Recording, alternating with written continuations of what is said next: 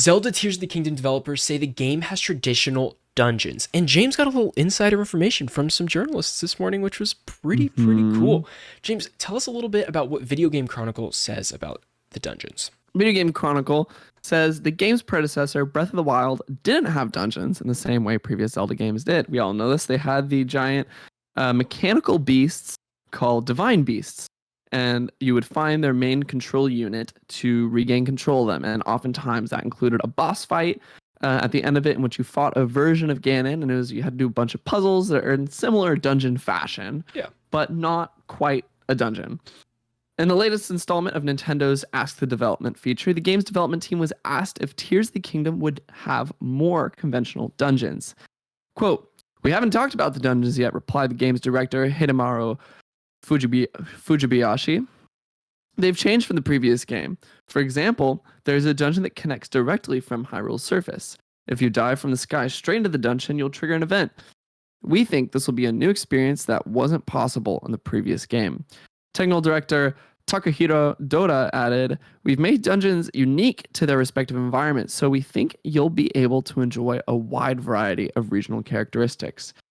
Making a wide variety was pretty challenging, Takezawa explained. The 4 divine beasts were the dungeons in the last game, and they shared similar designs. So from this article, I'm getting a taste of they're trying to say that the divine beasts all had a similar feel, and their regional Yes. dungeons will all have feels respective to their location. Now, you might have some more information from this in a sec, but let me get into what Gene Park says in his review this morning in the Washington Post. So Gene Park says, longtime Zelda fans need immediate answers. Yes, classic temple design has returned. While each temple or dungeon follows the formula of the player finding and activating 4 or 5 switches, the set design as well as the means to navigate and solve them are unique to each region. In each temple, Link will find a companion with a unique skill not only necessary to solve that temple, but will stay with him throughout the rest of the game, which is awesome. It's like a lot of incentive to complete the dungeons too. Although It is like very classic Zelda. Yeah, Like that is the very that I think Breath of the Wild was missing. totally. Although 2017's Breath of the Wild gives you every tool needed to solve the game in its first hour, Tears reintroduces the traditional power creep. By the end of the game, you'll be armed with abilities such as conjuring a gust of wind to glide faster or triggering a rolling attack to remove brittle walls and rocks to unveil secrets. But Very James, cool.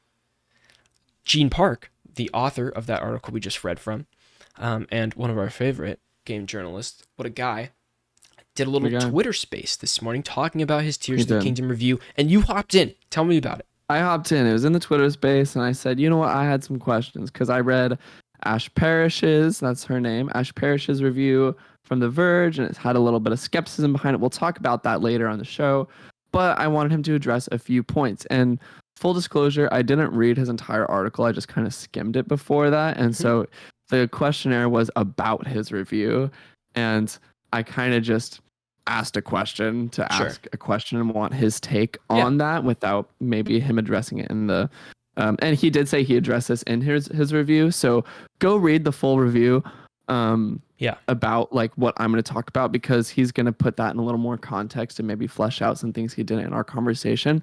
But I asked him about the story progression and the way in which, because everyone says in the space that like the story is much bigger in this game, like it's much longer. There's a lot more depth to it. It's a lot more of an actual story than in Breath of the Wild. And so I asked him, I said, okay, so what is going on with this game? Like, are the dungeons basically divine beasts? And he was like, yeah, the dungeons are still the main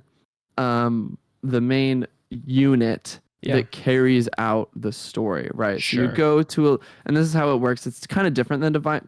It's different, but it's also the same.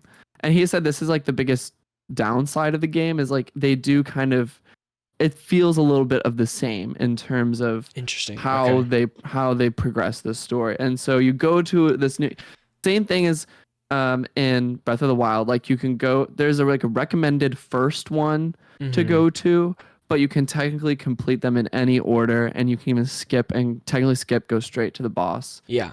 with voiding. And I said, okay, but you'd be missing the story content. He said, yeah, you'd be missing the story content, but you can do it.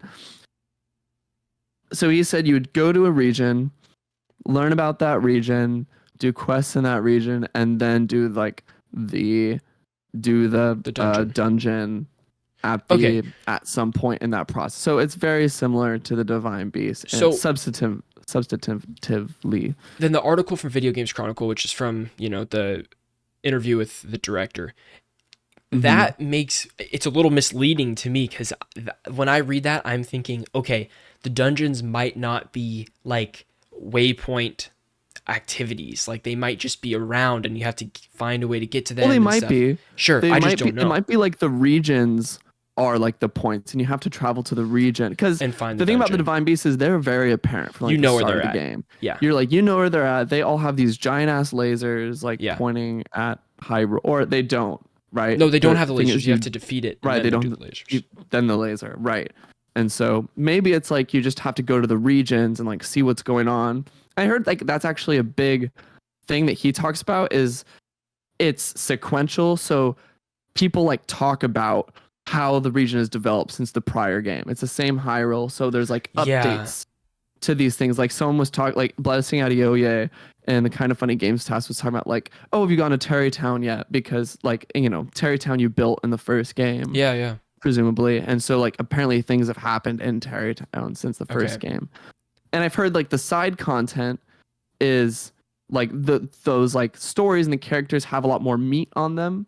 Yeah, I mean that's something that I thought was not lacking, but something that I didn't click with, I guess, in the first game, that most of the story was told through flashback sequences and some conversations that with NPCs, but in both reviews, it sounds like the story is more living and breathing. Like it's not a story from the past and you're just wandering in the present. It's like the story's happening in the present, so that all the NPCs and people you talk to, the quest givers, like everybody feels involved in the story. So the story feels like it's always peaking, like it's always climbing and climbing, which is totally something I didn't click with in Breath of the Wild. I want to go back to my talk with Gene Park just for a second and talk about the dungeons and wrap up talk about the dungeons. Sounds good. He did say, coming from the criticism of like the first game, and we both had a moment of like, oh yeah, that was a big thing, is he said like the dungeons themselves felt much more substantive in this game. Okay. And that the bosses were really good. Like he said one of the best like bosses in Zelda is like in this game. So good. And it's like he said, yeah, in the first game it was that sort of you just hack and slash. Like there's no real strategy to the bosses at the end of the Divine Beast, but now there is that, and they do feel more like traditional Zelda bosses that have a mechanic, and forced to use that mechanic Parish, to beat them. You're forced to use that mechanic. You have to learn the boss in order to defeat it. And Ash Parish kind of talks about this in her review a little bit. And I think this is, I don't know if she's talking about specifically with bosses, but there are moments when the game kind of like holds your hand a little bit and like moves the camera toward the thing that you have to use in order to get through that particular section, which is like sucks a little bit, but at least it's like, I'm kind of celebrating the win of at least it's there. Like in Breath of the Wild, that was not there. Right. And now it is in at least a capacity. Yeah. And so I'm really happy that there is that more familiar Zelda boss that has a mechanic that you figure out, and then you feel more triumphant when you defeat it, and it's actually like, yeah, I figured it out. I did the thing, and now I got this new ability that we didn't get in the first Breath of the Wild, that we're getting in Tears of the Kingdom, that is going to help me on my journey. We don't really know what these abilities are going to be. I'm very glad that the reviews don't say exactly what they are or anything like that, because I'm excited to explore that.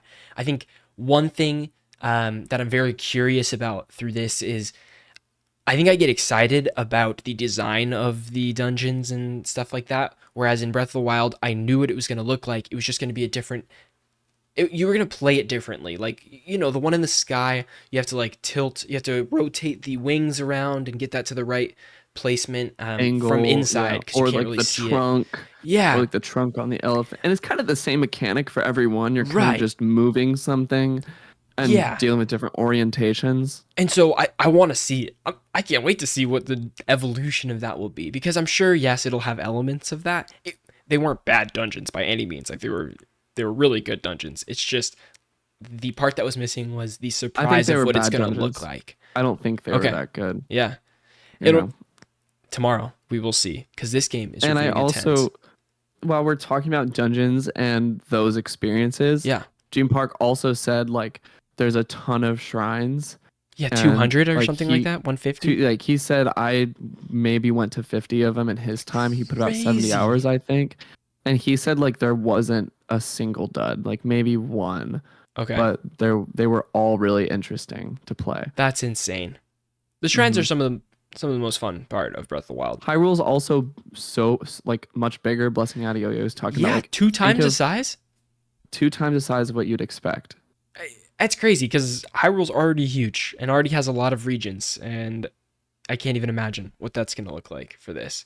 Which is like impressive that they're fitting that on Nintendo Switch hardware. Yeah. And he was talking about like how even the systems, like the building and everything like that, there's no clipping, like that technical aspect of it like really worked. Anyway, they know how to build the game for the hardware that they're on. Yeah. Mm-hmm. Tears of the Kingdom is reviewing insanely well at a current 97 Metacritic. We're going to get into reviews later on in the podcast. If you want to listen to the entire thing, you can check us out on audio platforms. If you type in Strictly Casual Checkpoint, this is episode 161. It'll be titled something about Tears of the Kingdom, or the entire video is on YouTube as well. You can check that out if you become a member. Thank you guys so much for watching. Get hyped for Zelda. Let us know in the comments something that you're looking forward to the most in this game that maybe the reviews haven't talked about. Maybe they are talking about it. Who knows? Thank you guys so much for watching. We'll see you on the next one. Peace out.